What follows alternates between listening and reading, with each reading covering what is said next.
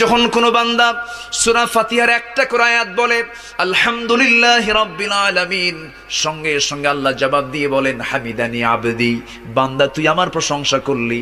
আর রহমানির রহিম যখন বলে আল্লাহ বলেন আসনা আলাইয়া আবদি। মালিক ইয়াউমিদ্দিন যখন বলে আল্লাহ বলেন মাজ্জাদানি আবদি। এরপরে যখন বলে ইয়াকা না'বুদু ওয়া ইয়াকা নাস্তাঈন পর্যন্ত যখন বলে আল্লাহ বলেন বান্দারে তুই আমার কাছে কি চাস, প্রাণ খুলে চা রে বান্দা।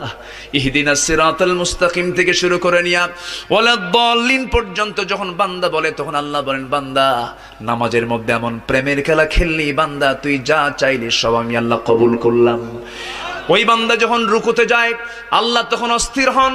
ওই বান্দা যখন সিজদায় যাওয়ার জন্য প্রস্তুতি নাই, সমস্ত ফেরেশতাকে ডাক দিয়ে বলেন ও ফেরেশতারা, এই বান্দাগুলো আমাকে দেখলো না, রাসূলকে দেখলো না, কোরআনকে দেখে হাদিসকে বিশ্বাস করে আমাকে খুশি করার জন্য তার সবচেয়ে সম্মানজনক